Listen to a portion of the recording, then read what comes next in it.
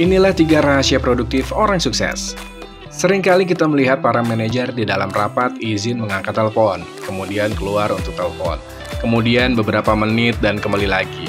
Kemudian dalam rapat sedikit-sedikit melihat HP dan balas chat, atau melihat laptopnya yang terhubung dengan chat online-nya dan membalasnya, seakan-akan terlihat sangat sibuk.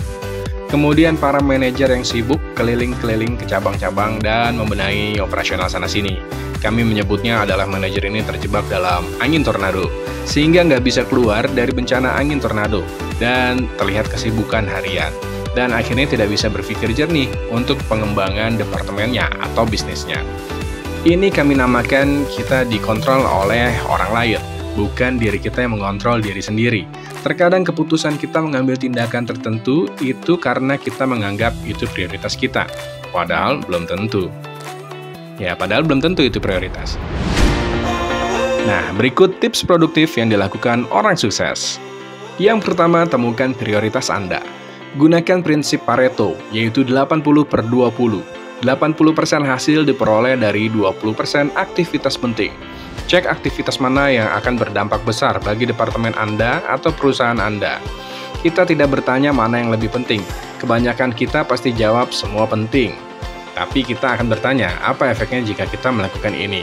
Biasanya kita akan menemukan hanya 20% aktivitas kita yang ternyata bisa menghasilkan nilai untuk keberhasilan departemen kita atau bisnis kita. Kalau kita sebagai direktur, maka duduklah sebagai direktur. Kalau kita sebagai supervisor, maka kita duduk sebagai supervisor, bukan melakukan pekerjaan operator.